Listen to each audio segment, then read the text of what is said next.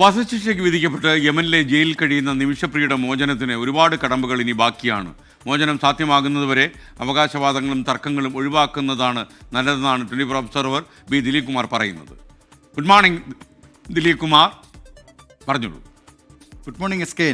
നിമിഷപ്രിയയുടെ മോചനം സാധ്യമാകുമെന്ന പ്രതീക്ഷ ഇപ്പോൾ മലയാളികൾക്കടക്കം ലോകത്തെമ്പാടുമുള്ള മനുഷ്യാവകാശ പ്രവർത്തകർക്കൊക്കെ ഉണ്ട്. പക്ഷേ ആ പ്രതീക്ഷ സഫലമാകണമെങ്കിൽ ഇനിയും കടമ്പകൾ ബാക്കിയാണ്. യമനിലെ നിയമങ്ങൾ, അതോടൊപ്പം തന്നെ കൊല്ലപ്പെട്ട ആളുടെ തലാൽ അബ്ദുലിൻ്റെ കുടുംബം, ഇവരൊക്കെ ഈ കാര്യത്തിൽ ഇനി കൂടുതൽ അനുകമ്പയോടുകൂടിയുള്ള സമീപനമാണ് സ്വീകരിക്കേണ്ടത്.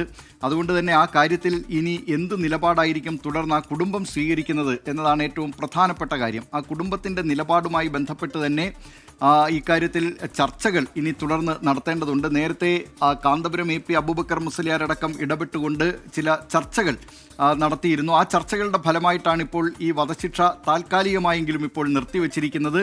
അത് മോചനം സാധ്യമാകണമെങ്കിൽ ഏറ്റവും പ്രധാനപ്പെട്ട കാര്യമാണ് ഈ കുടുംബത്തിൻ്റെ നിലപാട്. അതിൽ പക്ഷേ ആ കുടുംബം ഇപ്പോഴും അവരുടെ നിലപാടിൽ ഉറച്ചു നിൽക്കുകയാണെന്നതാണ് പ്രധാനപ്പെട്ട കടമ്പ. കുടുംബം എത്രത്തോളം അനുകൂലമായിട്ട് അവർ ദയാധനം സ്വീകരിച്ചുകൊണ്ട് ഇക്കാര്യത്തിൽ നിമിഷപ്രിയയ്ക്ക് മാപ്പ് നൽകാൻ സന്നദ്ധമാണ് എന്നറിയിക്കുക മാത്രമാണ് ഈ പ്രശ്ന പരിഹാരത്തിനുള്ള പോംവഴി. കാരണം നേരത്തെ യമനിലെ കീഴ്ക്കോടതി വധശിക്ഷ വിധിച്ചതാണ്. പിന്നീട് അവിടുത്തെ സുപ്രീം കോടതിയും ഈ വധശിക്ഷ ശരിവച്ചിരുന്നു. ഹൂതികളുടെ നിയന്ത്രണത്തിലുള്ള പ്രദേശത്തിൻ്റെ പ്രസിഡന്റ് മഹദി അൽ മഷദും ഇത് സംബന്ധിച്ച ഉത്തരവിൽ, ഈ വധശിക്ഷ സംബന്ധിച്ച ഉത്തരവിൽ ഒപ്പുവെച്ചു.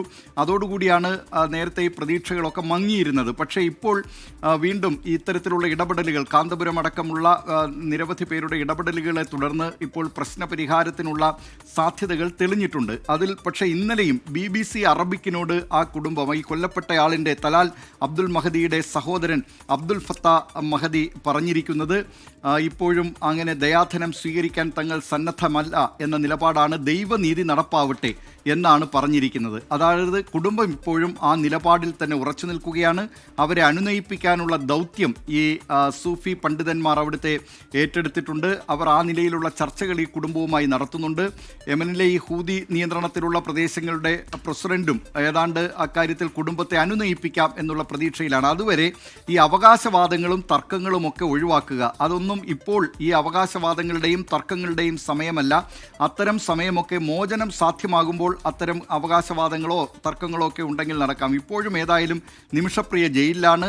അന്തിമ തീരുമാനമായിട്ടില്ല. പക്ഷേ ഇന്ന് നടപ്പാക്കേണ്ടിയിരുന്ന വധശിക്ഷ അത് നീട്ടിവെച്ചിരിക്കുകയാണ് എന്നത് മാത്രമാണ് എന്നത് മറക്കരുത്.